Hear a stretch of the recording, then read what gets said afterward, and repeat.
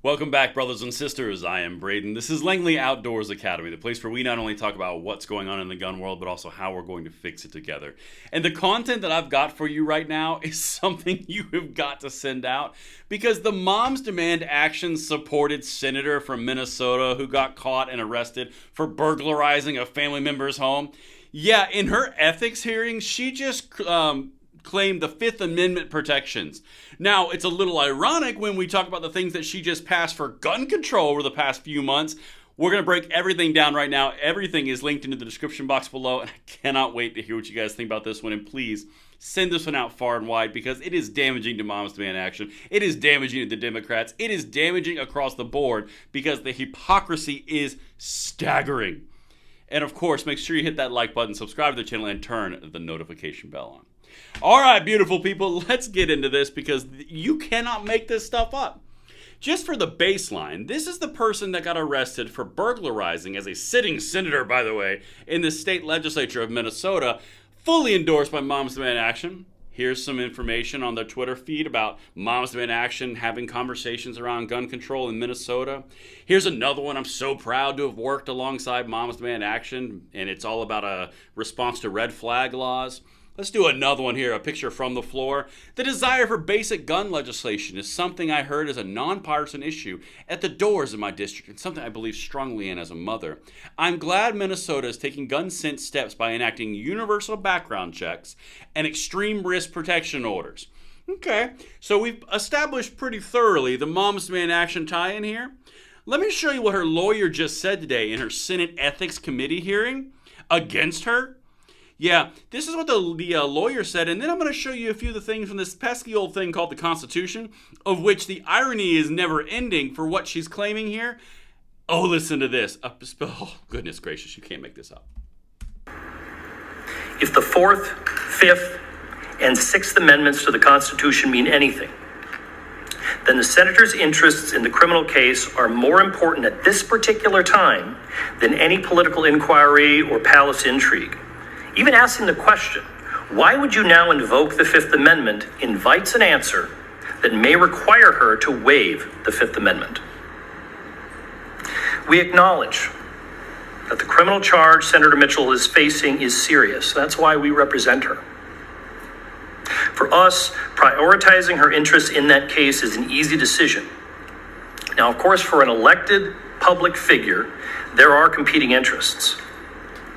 But the senator is taking our advice and invoking her right to remain silent. Senator Mitchell, therefore, pleads the Fifth Amendment to every single question, however innocuous or theoretically collateral it may be. I am saying it for her now, and she won't say it again for the remainder of this hearing. This is a blanket invocation. Senator Mitchell will be answering no questions, period. No questions, period, because she has a Fifth Amendment right. Well, you know those amendments that he just mentioned for the gun controlling senator out of Minnesota who pushed red flag laws and universal background checks? The Fourth, the Fifth, and the Sixth Amendments? Let me just read those for you real quick, and maybe the hypocrisy will start to come to light. This is the Sixth Amendment.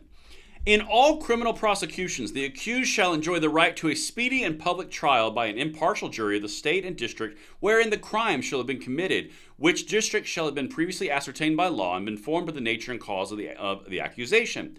To be confronted with witnesses against him, to have compulsory process for obtaining witnesses in his favor, and to have an assistant of counsel for his defense. All three of those things do not exist in red flag laws, of which this woman pushed. Okay? You can't face your accuser, you don't have witnesses yourself, and you can't question the other witnesses.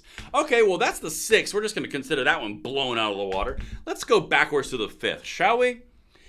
Oh, goodness gracious. Nor shall in any person be subject for the same offense be twice put in jeopardy of life or limb, nor shall be compelled in any criminal case to be a witness against himself, nor be deprived of life, liberty, or property without due process of law. Nor shall private property be taken for public use without just compensation. Well, that's pretty red flaggy. Now let's go to the fourth one, and you'll start to see my point. The right of the people to secure in their persons, houses, papers, and effects against unreasonable searches and seizures shall not be violated, and no warrant shall issue but upon probable cause. supported by oath or affirmation, and particularly describing the place to be searched or persons or things to be seized. Fourth, Fifth, and Sixth Amendments are being cited so that a senator who was caught stealing and burglarizing a family member's home doesn't have to testify to her own ethics committee. But red flag laws, which they passed and Moms Day in Action have their fingerprints all over, that's perfectly fine. Because after all, the rules for thee but not for me, that is such a great apparatus for the Democrats. Because they can push gun control and red flag laws all day long. They can infringe upon the exact same amendments they just invoked to defend themselves, the 4th, 5th, and the 6th. Because after all, it's the Democrats. It's for the greater good. So it makes total sense that they get off scot-free and they can invoke the amendments that you can't. Doesn't it just make you feel peachy and warm inside? I got some more stuff for you. This is exactly from the article that I've cited. Everything is linked as always. Minnesota Senator Nicole Mitchell refuses to testify at ethics hearing. Well, yeah, let's see how this is going to go. Minnesota State Senator Nicole Mitchell refused to answer questions during an ethics hearing on her arrest on burglary charges last month, invoking her Fifth Amendment rights, which I just showed you in the lawyer's presentation.